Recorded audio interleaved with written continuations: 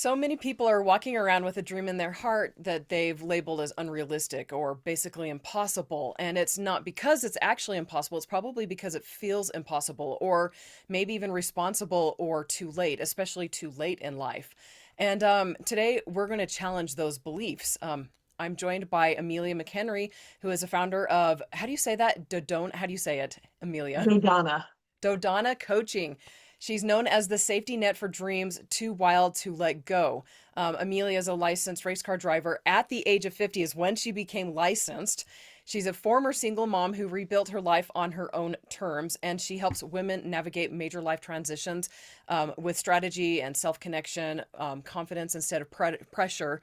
And Amelia, you work with women who feel stuck, restless, or unsure of themselves or unsure of what's next. So, what is the most common belief that you see that's actually keeping people stuck?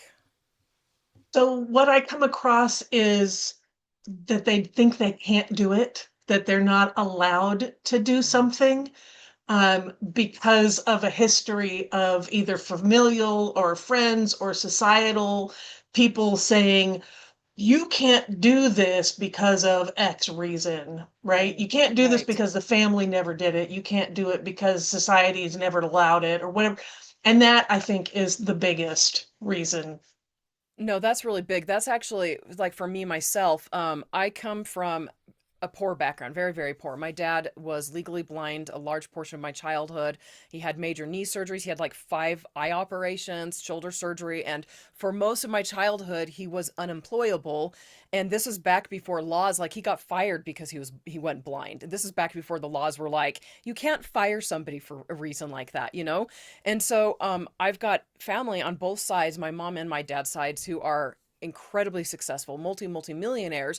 But because I was raised with this, we're poor. It's been as an adult, I'm like almost 44. I still sometimes struggle with the belief that success is for other people or it's not for me. It's out of reach. And so that's something that I'm personally working on. I mean, when it comes to things like finances, I mean, I'm guessing you'd probably run into people who are similar to me where they're like, "Nope, money is for them. It's not for me." I mean, how do you work that through that kind of thing with them? So it's about realizing that their stories are not necessarily your stories, that you get to change that. You get to see what their constraints were, like your dad's was it was blindness, right? He can't read things, he can't see things, he can't, and that limited him very, very honestly. But Right. that doesn't limit you, Right. right? You have your own story. You come here onto this plane of existence with your own divine spark, is what I like to call it, that light Beautiful. within you. Right. And you have interests. And even if those interests are not what anybody else understands or can wrap their head around, it was given to you for a reason. You're Right. here to explore that, all those different interests that you have, and bring your light to it, right? That's your story. And we take on, as humans, we tend to take on the history of who we grew up around, Right. and who we can see. And we don't notice the opportunities Yeah. because we haven't been taught to see them. And so this is about learning to open your eyes and see all those different opportunities that you have. There are teachers out there that can tell you how to become a millionaire, right? Right. Because they're millionaires. It Right. can be done. If Hmm. you can point to somebody doing it already, you can do it too. Right. And one of my favorite quotes is something like, if you can imagine it, then you can achieve it. And Mhm. obviously, it has to be based on truth. Like, you're not going to fly to the moon with your arms, but you could fly to the moon on a rocket ship. And Yeah, so, like, the way we reach our goals, if we can imagine our goals, the way we reach our goals is going to vary, it's going to differ. But if you can imagine it, if somebody else especially has done it, and again, your path, it might not be the same as theirs, but if they've done it, why can't you? You know? absolutely. Absolutely. Yes. Yeah, and I love that divine spark. I love that. That really resonates with me. Like I feel so strongly, and I don't know if you believe in God or anything like that, but I don't believe that God created redundant people. Everybody has a unique purpose on earth, and we all, like our goal is to find what that purpose is and to live it to the best of our abilities so that, when we're at the end of our life, we don't look back and go, oh crap, my life wasn't on purpose, Yeah, absolutely. And I'm not a religious person, but I do believe in the divine. Right, And it's like no part of an atom is useless. right, right, And in this big universe, we're part of the atom, right, right? We are our spark sparks something else. We connect with other people. right, We inspire. We teach. We learn. Like everybody bounces off of everybody else. And that's how we grow and learn and explore and discover and right, live our life. right. Right. I no, I love that. And like one of my favorite things is like, what you put out, the energy you put out, that's what you're going to receive, like karma and equal and opposite reaction. So what you do, you're going to get, and then also like the law of the harvest. I mean, the things that we do and the things that we think actually matter, they make a big difference. And if we're thinking negative all the time, or if we're thinking about our dream, our goal, we're going to be much more likely to achieve that dream or goal because that's what we're focusing on. Absolutely. And there's a statistic out there that says millionaires look at their goals once a day. Billionaires look at their goals twice a day. And the top 4% of achievers are people that actually just write their goals down. They may not look at them all the time, but they write them down. Right. It's Yeah. it's an acknowledgement of this is what I want to do. So write your dream down. Write Right. it down. Have Right. it on a sticky note in front of you or Right. on your mirror in lipstick or whatever, but by bringing it from the ether, just the thought of like that would be fun, right? Right. That's a wish. You bring it down, you write it down, and you start taking these incremental, tiny, teeny baby micro steps Right. forward, and it will shift your world to focus on that and move you, and you will get it eventually. It will Right. happen. Right. That was something. So like I told you before we started recording that I'm an author, and one of the things I always taught at writers conferences is, and this is back before I was even big best-selling author and successful. I always taught people, and which is really funny, like why did they have me teach when I hadn't been successful yet? But I always said that if you are determined and you continue honing your craft, you continue working on it, there's nothing that can stop you from reaching success. Like literally, the only thing that stops you from being successful is you. And a lot of times, like things come, like life happens, crap happens. But if you continue and you do not give up and you work through those times, you will be successful. And a lot of the times, those things are what stops people. They're like, I'm never going to reach my goal. And so they stop working on it. But like that repetition, seeing your goal, writing it down. I mean, what is it? You were mentioning the statistic. I can't even remember what it is. It's like 5 to 10% of people reach their goals because they write them down, and the rest of the people don't ever do anything with them. They just like, it's just like this wishy-washy, like you're Yeah. saying, like this thing Well, that's and just like out there. 80% of people don't even think about goals. Right. They don't even think about them, Right. right? So that 20% that actually thinks about them, only like 4% write them down. And Right. those are the people who are the high achievers. Right. Yeah. Right. And it's not like we're saying, people are like, well, I don't write things down. That's just not my personality. I'm like, yeah, but if it's a proven, and it's such a simple thing and it helps you stay like honed in on what your goal is, then why not try it? Like, what is it going to hurt, Yeah, and it's kind of amazing. I have a story about that where I moved to a new town and I was a single mom, and my dream was to own my own home. And so I went onto my newly bought computer and wrote out what I wanted that home to look like. Mm. And I printed it out and I stuck it in a file and I never looked at it again. Oh, 2 years later, I bought that home. wow. And I found the paper, right? I bought my first home and I found the paper and I looked at it and every single thing on that list was checked off. Nice. Yeah. So it works. I mean, even if you never look at it again, right? Right. It's out there in the universe. It's saying, this is what I want. And you just continue to move forward. Right. Okay, so you talk about going for big dreams, even if they look small to the outside world. What do you think we've been taught about dreams that simply isn't true? Ooh, that's a good question. What if we've been taught about dreams that simply isn't true? That they're unobtainable. Yeah. They're, if again, like going back to the beginning of our conversation, if it comes to you, if there's the idea in your head, it's meant to be.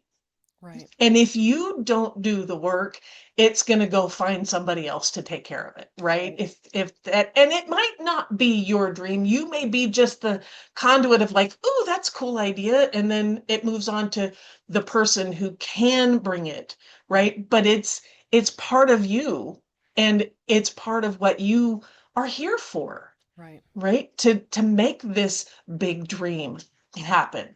Right. If your dream is knitting a sweater for your grandkids or your kids, absolutely do that. Go learn how to knit. If your dream is to go to the moon at 90, then, hey, William Shatner did it, right? I mean, he didn't Right. go to the moon, he went to space, but Right. Right. But he, still. he got the rocket right at 90. At 90. You Right. are not too old, Right. and your dream can come true. He Right. played it for years, pretending to be out in space, and he finally got there, Right. for real. Right. Right. No, I really like that. Yeah, I was just thinking that the biggest mindset challenge that people, that whole I can't do it, that is a really, really big one, because like, and sometimes people are so entrenched in the I can't do it that they don't reach out for help. And I mean, like, I think that once people do reach out to say, like, someone like you, they're finally at the edge where they're seeing that it could potentially, because if they're so deep in the I can't do it, then they won't seek help. And so if somebody is in that I can't do it, where I mean, what sort of advice would you give them to help them just kind of get to the next level? Because I know that there's listeners right now that are like, these women are way out in left field. They have no idea what they're talking about. They don't know my life and my circumstances. I'm like, you're right. I do. I don't, but I don't need to. Right. Yeah. And um, again, it goes back to that if it's there for you and your divine spark is nudging you, that your inspiration, your intuition is saying that this is what you should be doing, then you should be doing it and you can do it. Um, Getting over the I can't is about differentiating the stories that somebody else put on you, right? Right. Usually those I can'ts come from outside influences. Right. They Yep. come from outside authority. Right. When you're young, they say you can't do XYZ because you're only 3 years old. You Right. can't do XYZ because you're only 10. You can't do this because you're a woman. You can't do this because you're a boy. You can't do that because you're a certain ethnicity, whatever it is, right? Those are outside stories. Those are not your internal stories. And that can be really hard to Right. let go of because we've been living under this construct Hmm. for so long that when we start to shift it, stuff happens. Like you were saying, the shift hits the fan, right? Right. And you go into what I call a shift storm. You take out the F, you get the understanding, Right. right? And it's because you're shifting your world that everybody around you also has to shift with you, Right. right? If the couch is not in the same place, people are going to knock their knees, and it's a matter of continuing to leave the couch in the place, right? You're continuing to move your focus to where you want it to be and getting used to the new terrain, Right. getting used to the, oh, that's okay. And the other thing that shift storms do for you is that they clear out what doesn't work, Yeah. what's no longer working. We all go through spring cleaning, we all do decluttering, we all do that kind of thing. A shift storm is that. It's Right. decluttering your life of stuff that messes that you forgot to clean up. Oh, I started doing this new thing. I'm really excited about it. Boom, here comes this bill that I didn't know about. Oh, that's because it got buried under the mail. And it cleans that out and creates space to grow Right. for the new seeds to be there. And all that shift is fertilizer for the new growth, right? I love that. So it's this cycle of moving, you're moving things, you're clearing out, you're fertilizing, and you're growing new things. Right.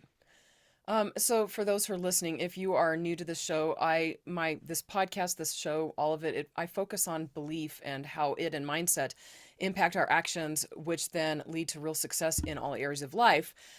And so Amelia, so if someone listening feels like wanting more is selfish or unrealistic or even irresponsible, how would you coach them through that sort of a mindset? Well, I'd find out what they feel is irresponsible about it, Yeah. why they think they're not worth this thing that is absolutely within them and calling them, Right. um, and remind them of the old adage of the airline, right? You got to put your oxygen mask on first. Right. If you're not okay, then you're not going to be able to fully be there for those you're responsible for those you have a duty to, or what, that kind of verbiage that we Right. use. Um, because what's going to happen is something like what almost happened to me, and is that you're going to wake up in the morning, go to work, stop for breakfast, and see a dump truck driving down the road and go, huh, if I hit the gas at the right time, I won't have to go to work. I won't have to Amen. do that thing anymore. I won't have to do whatever it is. And then you remember, oh, wait a minute, but I got this brand new car, this brand new sports car, and I don't want to do that to my car. Yeah. Not to me, Right. but to my car. And Right. so you watch the dump truck go by, and you walk into work and you text your spouse or your partner or whatever going, can I quit now? Right. And that's a true story. That's what happened to me. That was my shift.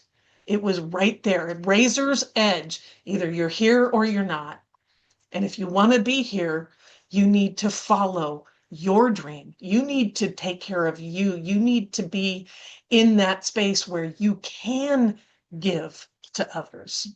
Right. And I actually want to talk a little bit about that. Like giving to others is unselfish. And a lot of people feel like following their dreams is selfish, but in reality, your dream is providing service to people. And that's what most dreams Absolutely. are. They are intrinsically going to bless somebody else's life, not just yours. And so how do you help them get over that, that mindset of nope, this is just for me and therefore I can't get it because I need to be working on, like, I don't know, like for example, I'm not going to mention who it is, but I have a relative who constantly serves others, and this individual is resentful that most of her life has been spent serving others, and that she's not been working on her dreams. But then when you talk to her about her dreams, she feels like her dreams are selfish. And I'm like, but if you were working on your dreams, you would still be serving others, and you'd be more fulfilled and happier. So when it comes to that, like, how do you help people overcome that, that So thought? that becomes a perspective shift, Okay. right? Because, for example, your relative, the service she's providing comes with a lot of negativity. It does. Yes. And is she really providing that uplifting, that wonderful light that she could be providing when she is looking at it like, oh, here I go again. Okay, I'm going to take care of the kids, going to take care of the spouse, going to take care of the job. Meh, right? Right. Who wants that energy? Right. Right? So when you come from your own space and your own truth and your own dream, you naturally give it away. You're just like, here, have candy. Woo! And people are like, oh my God, you're amazing. I want more. Instead of that, wow, I really don't want to be around that person because they're playing the martyr, right? Yeah. Like, oh my Yeah. God, I have to do this, right? And it's so you have to think about, what is it that you really want to give? Right. What is that support, that volunteering, that gift to other people that you want to provide? Is it this negative Nancy? Is it this sour Susie? Hmm. Or is it the dreamy Dana, right? That you just Right. like, I just love people, and here's my gift, and here you go, and oh, look, you took it, and wow, what did you do with that? Yay, that looks awesome, right? Right, right, And so it's realizing how what you're doing is being received. right, And when you are coming from a place of fulfillment and true joy, not responsibility and I have to, and this, it shows yeah, and it's received better and people are more attracted to it instead of like, oh wow, yeah, it's the difference between being gifted $1,000 or $1 million from somebody who's like, here, take my money, you need it, rah. And you're just like, I don't want your money. And or the pleasant person that's like, oh gosh, I need $1,000 and da, da, da, but and you like willingly give it to them because they're so wonderful, right? That's how con men work, but it's so wonderful. You're getting value for giving them $1 million. And the person who wants to give you the $1 million is just like, I don't know, go shoot, right? I mean, right, yeah. right. Yeah. No, I like that. And I just lost my train of thought. I'm going It's all right. to I'm going to move on to the next question. So, Okay. and it does obviously tie in because like once people recognize that their dream is not irresponsible, that it's not selfish, that's not even unrealistic, once they recognize that it's going to fulfill a side of them that is that hasn't been fulfilled yet, perhaps. So once they replace that old negative belief, how does that change the way that they take action moving forward? Yeah. So excitement starts to happen. They start to wake up in the morning like before the alarm. Like, ooh, I can get up this morning and I get to do the thing. Um, they start working on the stuff that they really want. And when hard things show up, they stick with it. It's like, okay, this is a learning. Yep. Oh, dang, that sucks. Yep. All right. How are we going to get through it? And looking for those opportunities to navigate said shift storms, right? Right, right, It's it's a pull. Like, oh, I get to do this. I get to navigate this obstacle because it's part of the dream, right, you know. right. And it's reframing. I mean, one of my favorite things is reframing stress. Like stress, things that are horrible in your lives, they're there for a reason, and it's not like to punish you. And if you reframe the way you look at it, it actually leads to a better, more well-rounded you who is then able to better fulfill whatever dream you're working on and better provide service and better help people, Like I I got engaged when I was like 19 or 20, and he broke up with me 3 weeks before the wedding. And then I got engaged again like a year later, and he passed away while we were engaged. And I'm like, those two things were incredibly pivotal to me during my early adulthood.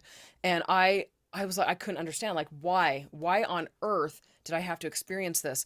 And now, as like I'm in my 40s, 20 some odd years later, I look back and I'm grateful for those experiences because they helped me become a better human. They helped me become more compassionate and more charitable.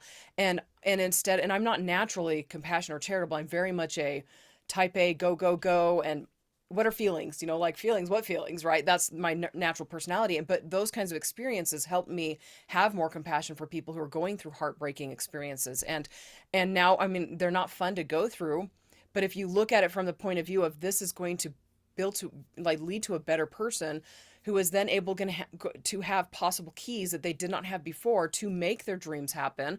I mean, that kind of a mindset shift is important. Absolutely, absolutely. And it reminds me of a client that I worked with who, through COVID, and their financial situation kind of was wonky. Um, and so they ended up getting evicted from the house they were renting. And they'd been thinking about buying a home, but were struggling with it, not thinking that they could. And I helped them work through the not so appropriate eviction that they had because the person, was using weird things that didn't exist. Anyway, we went through that process of that eviction, and I was just like, try looking for a home. And they didn't have the resources, but they started looking anyway. And then they got a windfall that they didn't know they were going to be getting. Wow. And in a month and a half, as they were fighting the eviction and packing up their home of 3 years that they'd lived in, they got this windfall. They found the perfect house and they bought it. Right. And now they're not paying rent anymore. They're paying a mortgage, right? Right. And but it was the working through the, oh my God, we're getting kicked out of our house. We have 3 kids, no income, right? Right. Like, Right. because the breadwinner was a chef, and during COVID, nobody's going out to eat, right? Right. So, but in that, it's like just work through the stuff, take Right. things step by step, line by line, if you Right. have to, Right. and just clean up what needs to be cleaned up as you're going through that hardship. Feel the grief, Right. cry, scream, yell, and take the next step. Right. Cry, scream, yell, and take the next step. And that actually leads you to a new place. And for them, that was a brand new home for them and their family, a sense of security. Right. It was an amazing turnaround, and it happened so quickly. And that's what I've seen, is that it happens so quickly when you take that perspective shift of like, okay, we're just cleaning up those things that needed to be cleaned up, and somehow, some way, God, the universe, goddess, whatever you believe in, shows up and says, okay, you're ready for the next level. And that's usually what happens, is you level up. Right.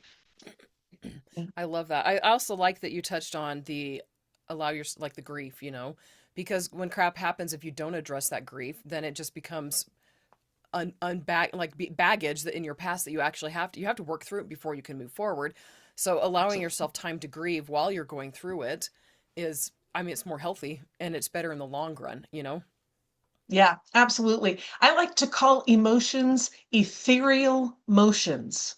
They're this ethereal thing. You can't touch them, you can't see them, you can't smell them, feel them, but they need motion, Yeah. right? Crying is that the motion is coming out through your eyes, down your tears. The sobbing of your body. I mean, and rage is the rah, feel those, allow them to come out in a productive space, right? You don't want to rage on something that's not, don't want bad things to happen, but you've got to feel them, Right. and you have to feel them when they're happening, Right. because like you said, they become the baggage, they become stuck, and they'll show up in unexpected and inappropriate places. Yes, they certainly will. Yeah. My husband and I we've lost four babies to miscarriages in the last 2 years, including twins last March. And I had ended up having to go see a specialty therapist. The lady she's like 80 years old, and she was amazing. She's just like this frail little lady. She'd sit down with me for 3 hours, sometimes twice a week. And she's like, Andrea, you are not allowing yourself to feel anger. And I'm like, I'm terrified of anger. Anger has always scared me. People yelling terrifies me. And that's been my entire life. And I wasn't raised by massive yellers. So I'm like, I don't even know where it came from. But she's like, you have to experience anger. You have to allow yourself to experience anger. And she's like, practice it on your husband. The poor man. But he helped me. He would just sit there and let me just yell and just yell and yell and yell and yell and yell and yell and yell. And it just, I'm not a yeller naturally. And I just like, just allowing myself to experience anger for the first time in my life, basically. Like, I mean, I would be angry before, but I never really let it out. It was important. It was helpful. It was hugely helpful, and I needed that.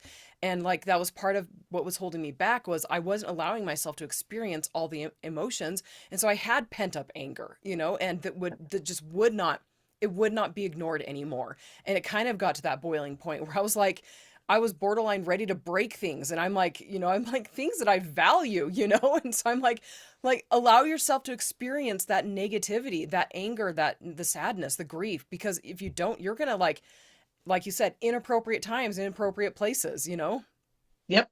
Yep. And do things that you thought you would never do. Like cheat on your spouse. Just kidding. Yeah. Or beat your children, right? I mean, like, let's go there. If we're gonna go there, these Oh are the man. things that happen. You Right. say things, you do things, you hurt things, you break things that because you are not allowing yourself Right.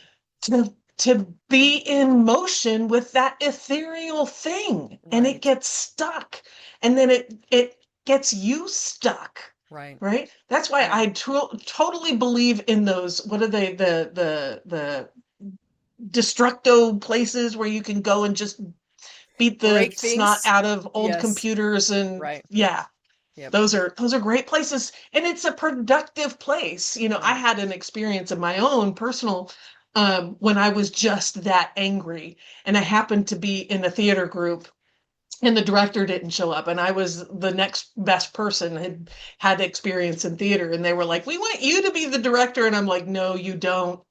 No, you don't." And they're like, "Yes, we do," and I'm like, "Just Mm. remember, you asked for it." And I laid into them, whenever they weren't doing what they were supposed to be doing. I mean, I was not a nice person, and I pride myself being a nice person, but I was not nice. And they came up to me afterwards and said, "That was the best rehearsal we've ever had." Wow. Because it was that anger was directed in a positive way, Right. right? We Right. needed to clean some things up in it, but so yeah, it was a way to move through that anger Right. without hurting anybody, Right. without causing harm or breaking things. Right. And I was smiling and laughing and giggling afterwards. And that's also what happened with, like, my clients that have gone through that. Right. Right. I had a client who had lost her mom and trying to go through that, and even just moving one thing in her room from one shelf to the other caused grief. And I'm like, cry, let it out, be with it, miss your mother. That's a huge relationship, Right. and then that one thing became two, and those two things went into a box, Mm-hmm. and that box went into the hallway, and that box became two boxes, and that box became three boxes, and within a year the room was done, the house was packed up, and they moved across the country to an upgrade into a Right. new place closer to their family, right? But it was the allowing yourself to feel the feelings Right. that allowed yourself to be able to actually just move the stuff. Right. Right. And so there's something that I wanted to touch on that you mentioned when we were first scheduling everything, and it's basically there's something wrong with SMART goals, which I agree with, but I'm going to let you expand on that.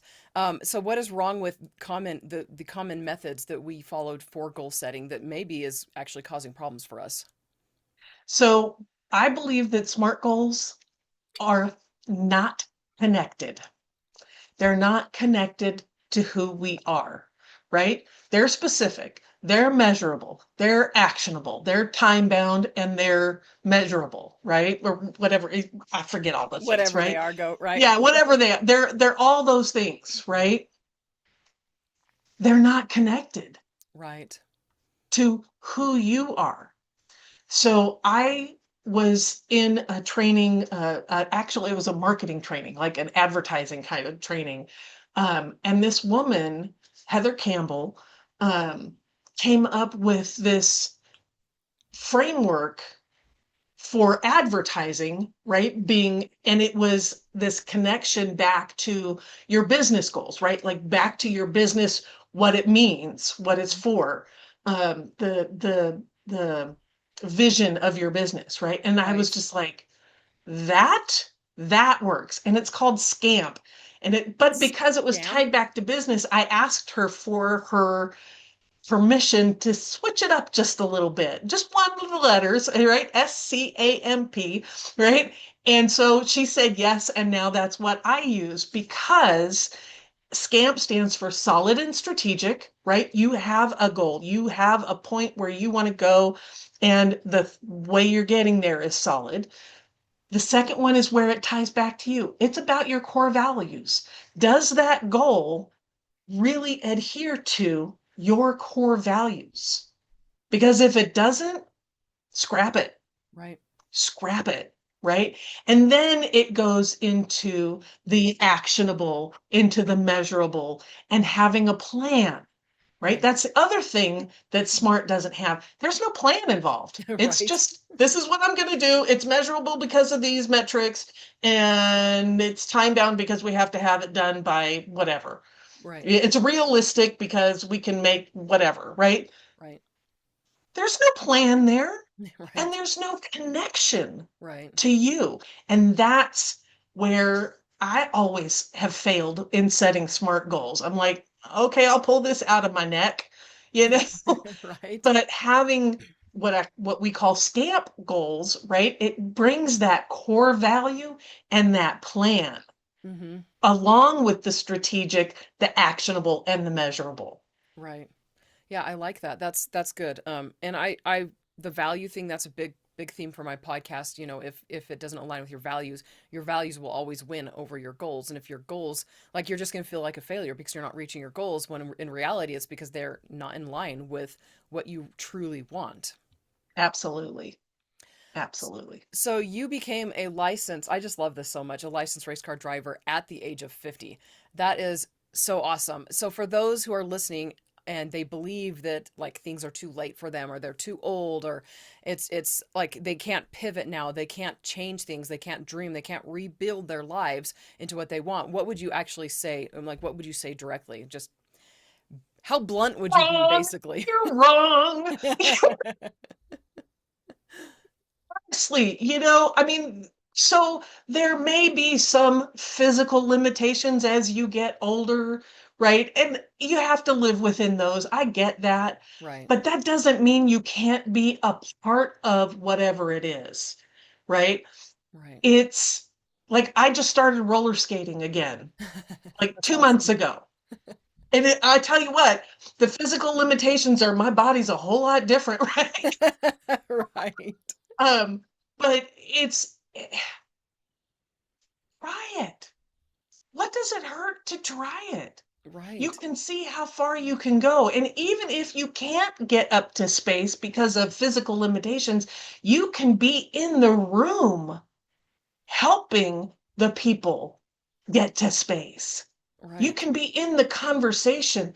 There's a story I heard of a woman who was in her 80s that decided Mesopotamia was like a new interest. And so she started learning, going to museums, reading the books, going to lectures, doing the things. And within like 5 years, she became the expert Nice. at 85. That's so awesome. Right? So she doesn't have to go live in Mesopotamia. She doesn't have to go dig for the things, but she can be a part of the conversation. You can be a part of the conversation Right. and move it forward.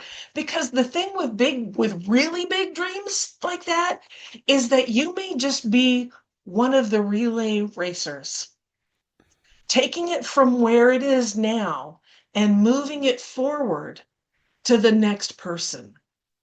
Like I use like the cure for cancer, right? We couldn't be where we are right now without all those people learning about cells and looking at different things. And now we're here and learning about radiation treatments. And is that the right way? And somebody's going to take it further. Are you Right. going to be that person that takes it further so that the next person can find out more, so that the next person can find out more? And it may not be in our lifetime that we find the cure for cancer, but it's going to show up because people continue to do the relay race.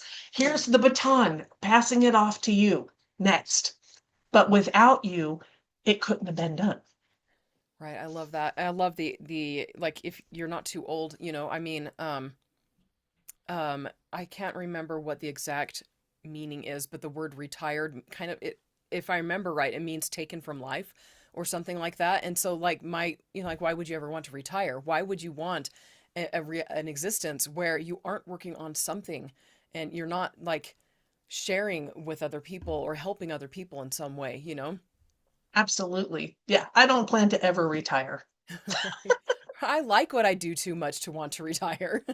Exactly, right? I mean, that's that and that makes me think of like Stan Lee in Marvel, right? He Right. never retired. No. He kept writing comic books. He kept being a part of it because that was his world. And look at what he created in this world just by, and he went through that point of like, oh, you're a writer? Oh, you're a writer? And he goes, yeah, I write comics. And people would walk away because comics back then were not Right. cool, right? Right.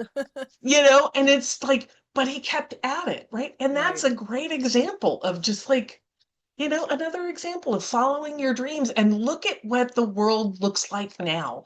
What Right. would the world look like if we didn't have Marvel? Right. It would be a sad world. I love Marvel. Yeah, right? Okay, so one last question. For those who are in a position where what they're doing every single day does not fulfill them, where they're looking forward to retiring because like I'm just not happy with where I am. What do you think they should do to, I don't know, take the next step towards their dream beyond just the thinking about it, dreaming about it, changing their mindset? I mean, what is the next thing that they should do?